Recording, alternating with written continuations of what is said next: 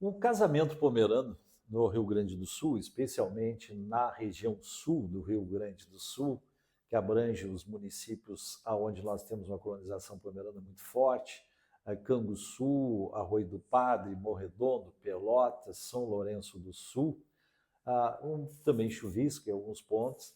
Casamento pomerano, nós tivemos o casamento já tradicional, que era aquele casamento de 3 dias. Começava sexta-feira, eu tive inclusive a oportunidade de acompanhar alguns deles. Começavam sexta tardinha e iam até domingo.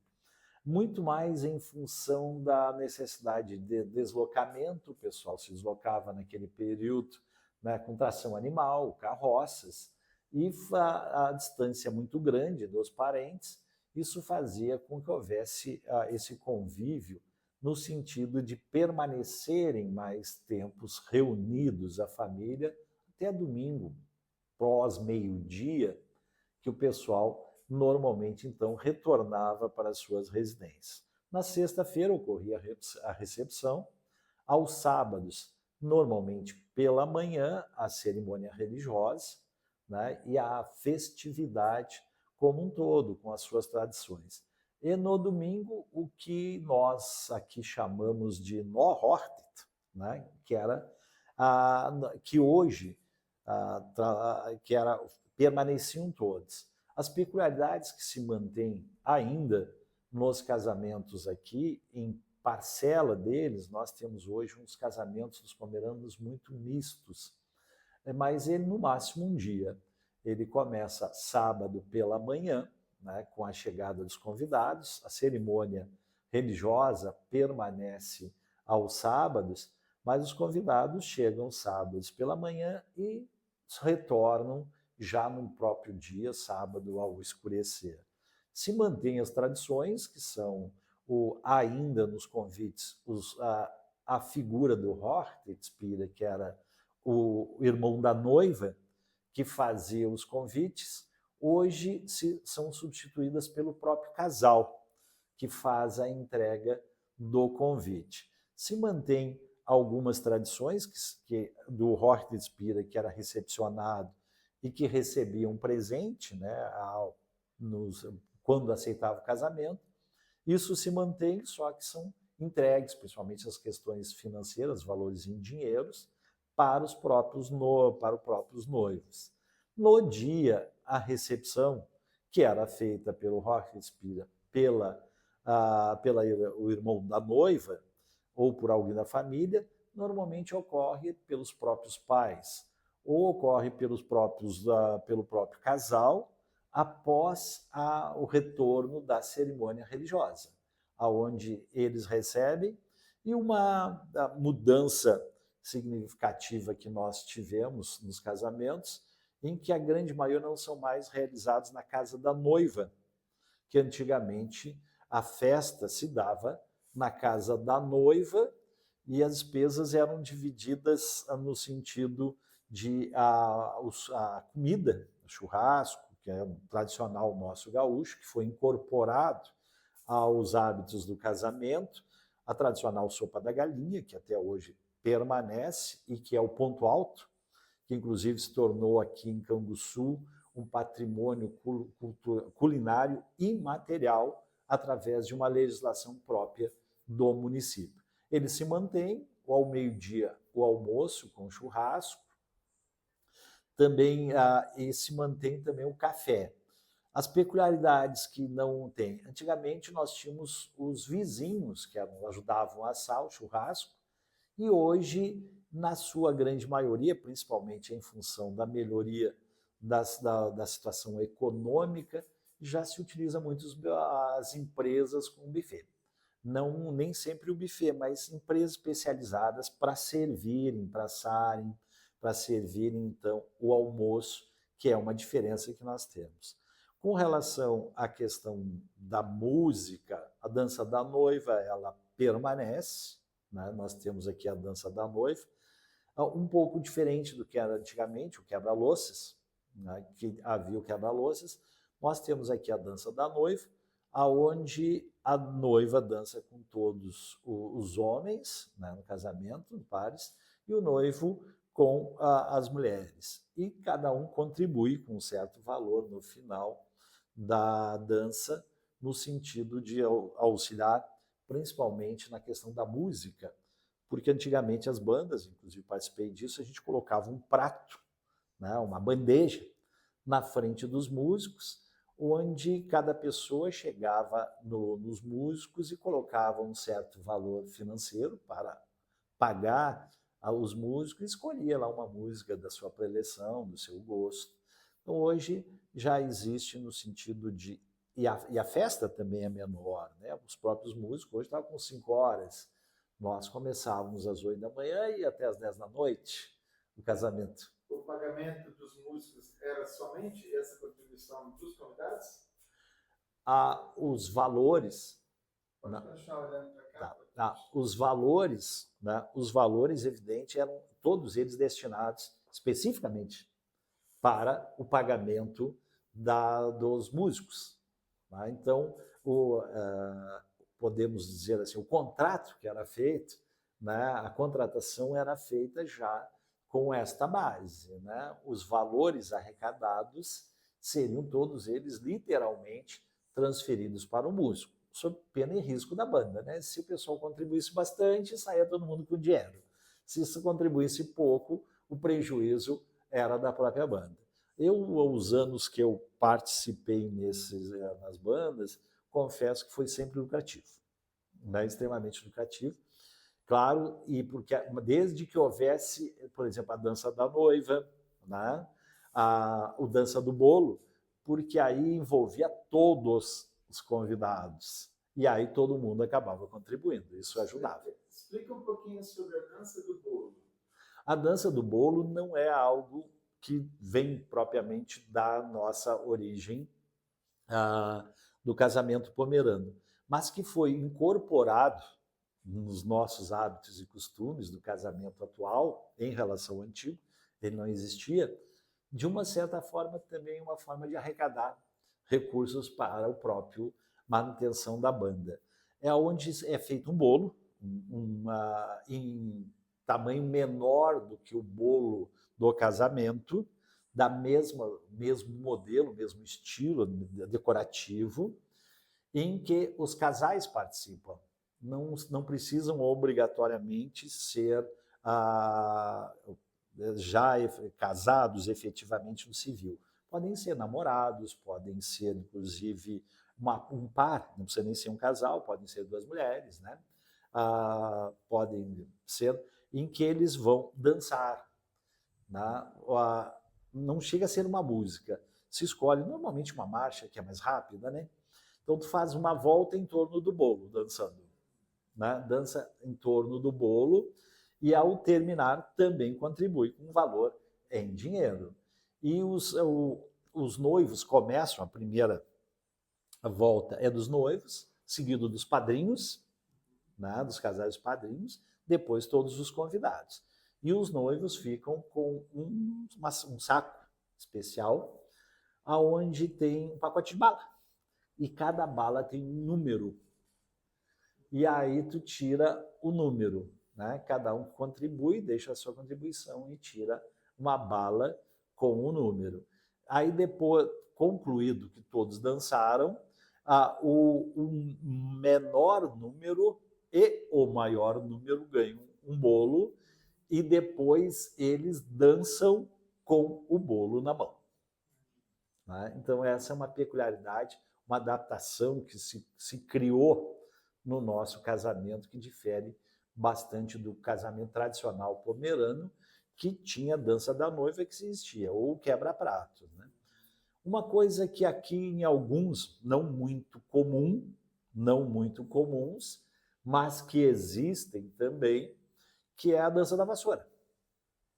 Né? Que o pessoal vai fazendo a dança também até com a dança da vassoura, ou a dança da cadeira. Né? É que, na realidade, nesse caso, é a dança da vassoura. Quando parou a música, quem não deixou que está com a vassoura, sai fora. Né? Tem que ir dançando. Mais ou menos parecida com a dança da cadeira, aquela que a gente vai reduzindo cadeira, parou, e aí tira uma cadeira, quem fica de pé sai. Então, aqui, em alguns casamentos, se adota a vassoura. E uma outra peculiaridade nossa, um pouquinho diferente, que é no final, normalmente conclui o casamento com a jardineira. Uma música? Uma jardineira que na realidade é uma marcha de carnaval. Sim. Né? Em que todo mundo faz a volta no salão, a famosa jardineira, que é a música de carnaval.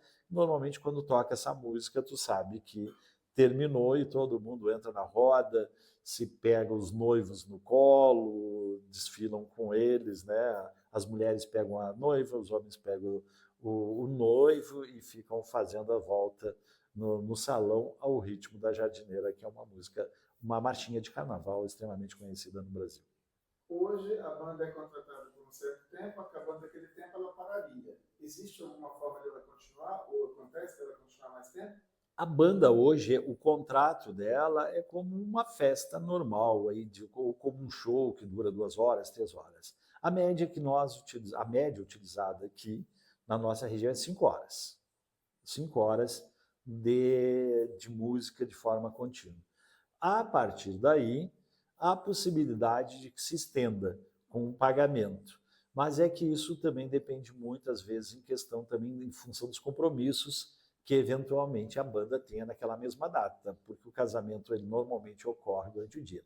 Esta é uma outra forma nova agora, principalmente pós-pandêmica, que está se criando nos casamentos aqui, que ele não começa mais de manhã. Ele já é mais uma recepção noturna, ele começa por volta de 5, 6 horas da tarde, que aí já com praticamente uma janta, né, um churrasco com janta, ou tem a sopa. Uma outra coisa que se introduziu aqui no Rio Grande do Sul, bem diferente dos casamentos, é o mocotó. Né? O que é o mocotó? Mocotó, ele na realidade, ele é feito com a canela do boi, que tem aquela parte suculenta dentro, e se coloca muito os ossos dos animais a ferverem para tirar até aquela carne. E aí cada um tem a sua variedade. E também o que difere o tradicional mocotó gaúcho, ele tem a canela do boi e de bucho, do bucho do boi limpo. Já o mocotó pomerano, que ficou conhecido aqui como mocotó pomerano, que é servido normalmente em conjunto com a sopa, ele não tem o bucho. Né? Eles tiraram o bucho e misturam carne moída. Né? Eles fazem todo aquele processo de cozinhar, que nem se faz com a galinha, até soltar a carne do osso. Eles fazem e aí moem esse, e aí temperam. Tem gente que coloca, aí depende muito, mas aí vai desde linguiça, né, junto, né, pequenas linguiças. Tem pessoas que misturam, temperam com tomate, já com alguns legumes, mas aí a base é praticamente carne moída. E o processo de fazer é o mesmo, né? É longo porque ele leva horas cozinhando. E ele precisa de um cuidado muito maior, por exemplo, que a sopa da galinha, porque ele tem que ser feito em grandes tachos e mexido tempo integral, senão ele gruda no tacho ou na panela.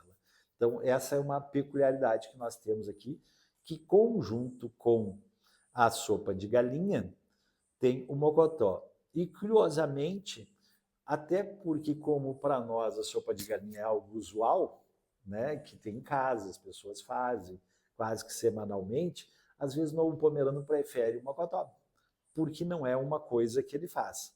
Embora tenha se criado essa questão do mocotó pomerano, uma cultura muito forte no período de inverno, porque ela é uma comida muito de inverno, é uma comida muito forte. Né? Durante o inverno se fazem festas aí com o mocotó. Então esta é uma peculiaridade que nós temos, diferente seriam as transformações que ao longo da história o casamento pomerano, aqui no Rio Grande do Sul, especificamente nas nossas regiões pomeranas, algumas adaptações, tipo a dança do bolo, o mocotó, que são algo que regional, estão sendo, de uma certa forma, introduzidas, mas sem perder. E também a mudança do Rock de Espira para o próprio casal, ser o convidador. Né? Aconteceu por que, na sua visão, essa mudança? Porque, na realidade, um pouco dessa própria repressão que nós tivemos pós-Segunda Guerra Mundial, com relação aos usos e costumes pomeranos aqui na nossa região muito forte, com perseguições policiais muito marcantes, ao ponto de serem emitidas portarias pelo delegado, sob pena de morte disso acontecer. E nesse período nós tivemos também a proibição da realização de eventos, inclusive casamentos. Durante alguns anos não foram possíveis a realização da festa do casamento, porque se tinha como isso como um ato antidemocrático, né? Que na realidade não tinha nada a ver uma questão com a outra. Alguns exageros, não do governo como um todo, mas de algumas partes naquele período, principalmente por parte das forças militares de segurança que nós tínhamos. Isso afugentou um pouco, né? E hoje também próprios noivos começaram a buscar para si esse protagonismo, né? E antes também nós tínhamos muito disso, né, de as mulheres casarem antes dos homens, né? Então, tanto que tinha a foto em cima do forno, né? E hoje, então, o que acontece? Isso não é tão comum mais, né? Então, muitas vezes era o irmão da noiva, mas normalmente era o irmão da noiva solteiro que fazia isso. Então, isso hoje nós não temos tanto essa possibilidade. Em muitos casos, a mulher casa bem após os jovens, e aí fica um pouco difícil, ele já tem a sua família estruturada, montada, para fazer esse serviço, o que acaba fazendo com que os próprios noivos assumam essa vontade, essa participação. E também é uma questão muito social hoje, né, que algumas coisas acabam se perdendo no protagonismo. Infelizmente, né? Eu acho, infelizmente, eu ainda gosto do Rock Inspira, fazendo o circo, convidando, mas isso hoje se faz muito mais assim como demonstrativo do que efetivamente cultural. Sim. Tem uma tradição aqui no Sul que eu não conhecia, chama Stipas. O que são os Stipas? Os tipas, na realidade, ele vem dos próprios pomeranos, que é o stiepen, que é o cutucar, que era feito pelos pomeranos na mudança da primavera no início da primavera, que é o cutucar. Stiepen, literalmente traduzindo, é o cutucar, que era feito na mudança aonde a partir do florescimento da bétula na Europa, significava que estava começando a primavera. Então, eles colhiam água na sanga contra a correnteza, as moças deveriam colher contra a correnteza antes do nascer do sol, né? Que é a Oachtevota, né? Que o pessoal usava, inclusive, né? E as meninas também não podiam rir, né? Perdia o efeito mágico da água. Nós estamos falando isso no período antes de cristão. E os jovens se escondiam no meio da mata para assustar as meninas, para perder o efeito e fazê-las voltar. E às vezes não dava tempo porque já tinha nascido o sol. E houve uma adaptação do Stiepen para o Stiepen, né, aqui no Sul, que ele é feito no sábado de Aleluia, aonde normalmente homens, né, hoje já casais, mas antigamente era uma coisa muito masculina, né, no sentido que os homens se enfeitavam, se mascaravam, alguns se vestiam de mulher para fazer o casal, e juntamente com um gaiteiro, normalmente, né, um acordeon, iam de casa em casa fazer uma serenata. né? Tipo uma serenata. Batiam nas casas, as pessoas já aguardavam, isso no sábado de Aleluia, né? No sábado de Aleluia. As pessoas os aguardavam já com aguardente, com vinho, cerveja, doces, e os recepcionavam. Normalmente eram 2 ou 3 músicas tocadas, e a graça nisso tudo estava de ver se o dono conseguia identificar as pessoas que lá estavam, porque elas estavam mascaradas, né? Normalmente havia uma analogia porque o acordeon, ou a gaita, conforme preferirem, esse não estava fantasiado, né? Então as pessoas já, se era o Arno, se é o Nilson, se é o João, se é o Paulo, gaiteiro, então já está os fulanos e os fulanos. Eles eram convidados a entrar na casa, tomavam, e antes de sair recebiam um certo valor em dinheiro, como sinal de agradecimento. Isso também era uma alusão de bater de casa em casa para anunciar a ressurreição de Cristo, que aconteceria no dia seguinte, ou seja, o lado festivo é para que as pessoas não ficassem tristes porque Cristo não morreu, ressuscitaria no dia seguinte. Os pipas hoje vai ao casamento. Vai. O Stipa, no casamento, ele é uma figura presente hoje no Stipa, porque ele normalmente se utiliza o fato de eles estarem mascarados, vestidos, para fazer algum tipo de brincadeira engraçada com o casal. Normalmente são amigos mais próximos do casal que vão no casamento e aproveitam também esse momento para dançar e brincar com o pessoal e fazer alguma brincadeira de alguma peculiaridade que conheçam do casal, né?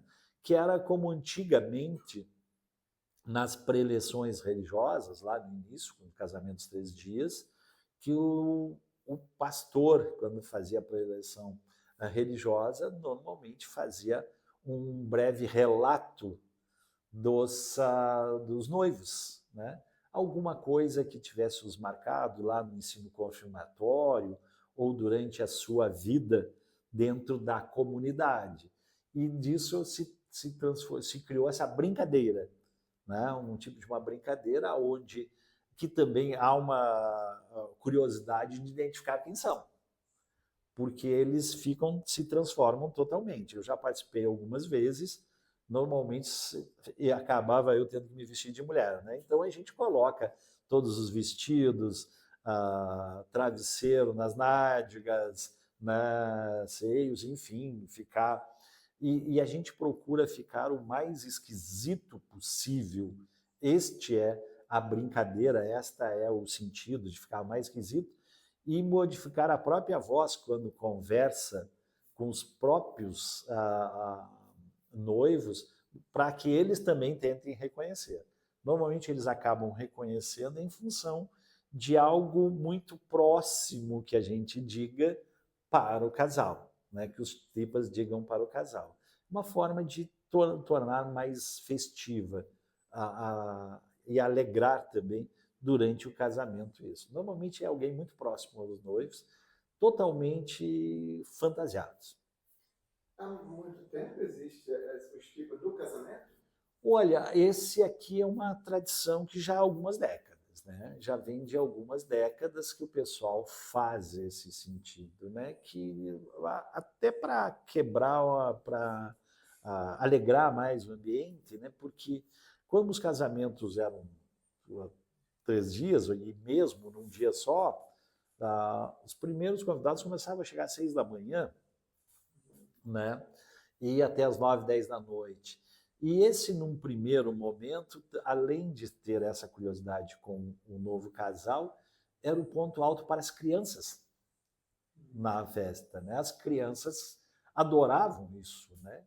Era uma forma também de entreter as crianças, ter algo voltado para as crianças no casamento, que as crianças queriam, já iam para o casamento, já queriam saber um das tripas do Aonê, né? Então, essa era uma forma que as crianças, de despertar um pouco as crianças também para essas brincadeiras, de ter uma forma de interagir com as crianças também durante o evento.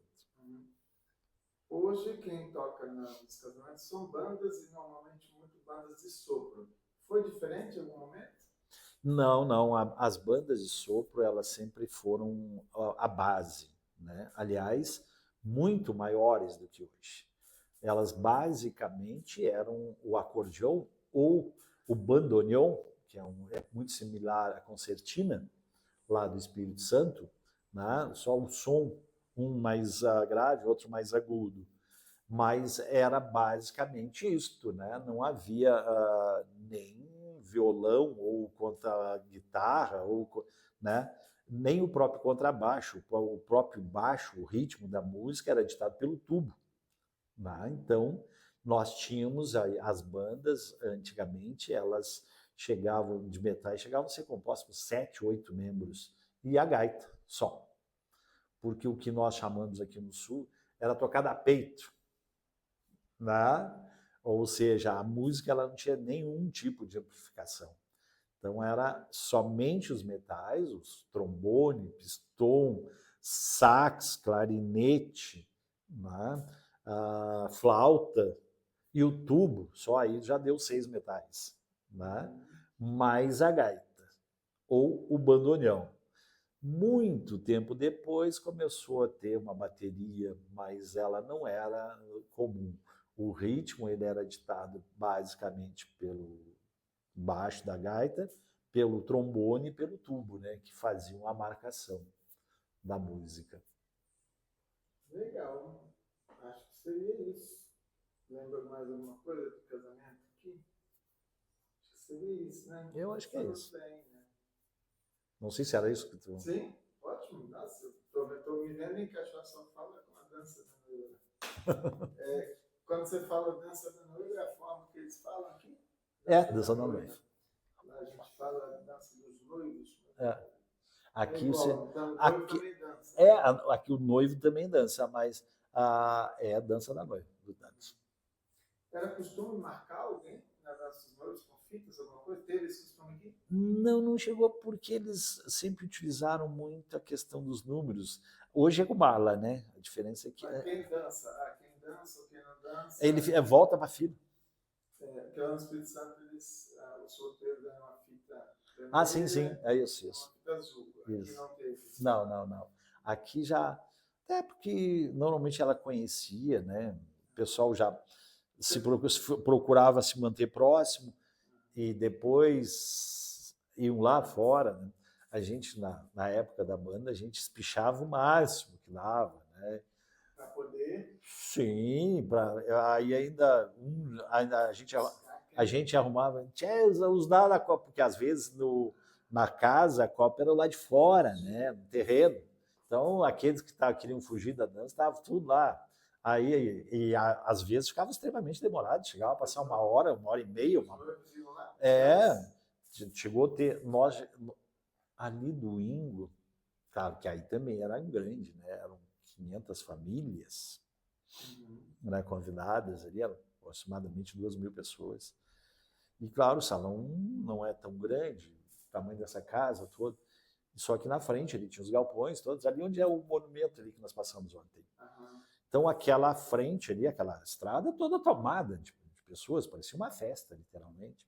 Aí tu imagina, vai lá na rua, busca, vai lá na rua e busca, vai lá na rua e busca, mesmo que seja só na volta, quanto tempo vai esse vai e vem.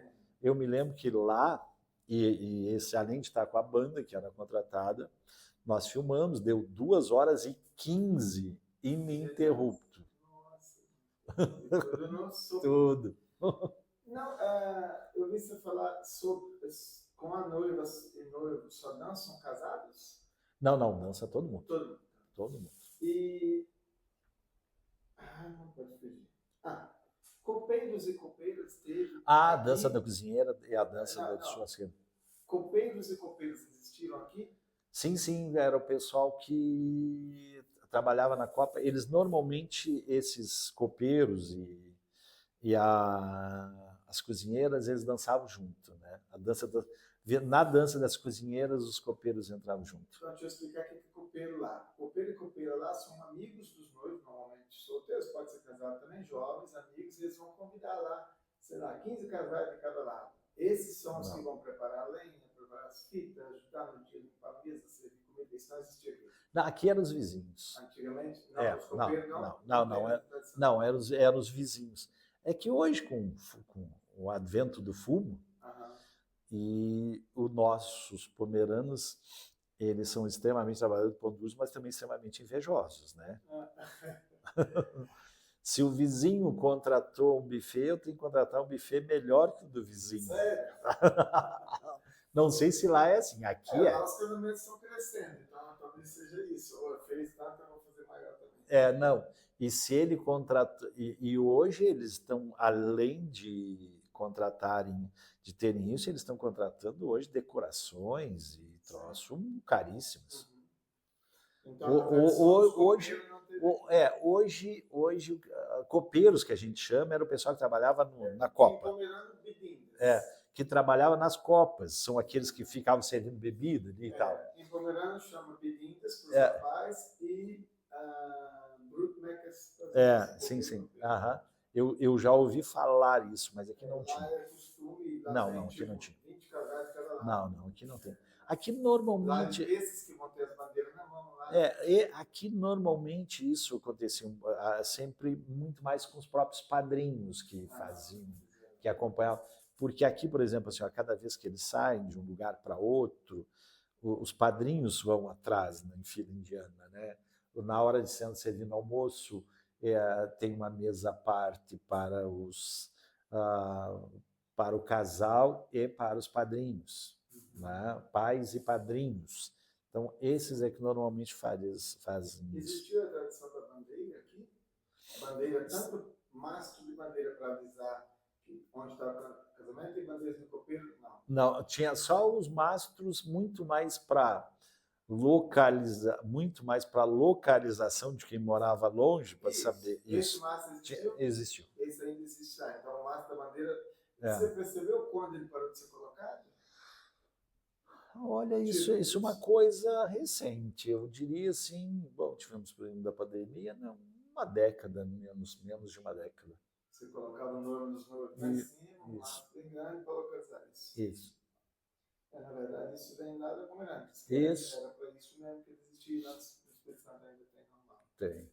Ainda se instala esse mastro gigante lá. E aquela festa que tinha. Hoje, o Norrort ainda existe em muitos lugares, né? O Norrort, que é de domingo, daqueles eventuais vizinhos que ajudaram. Sim, para meio que arrumar o lugar também. Né?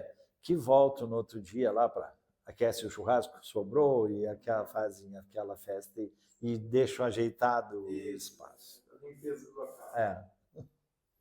Fineva dá para usar muito bem. Muito material.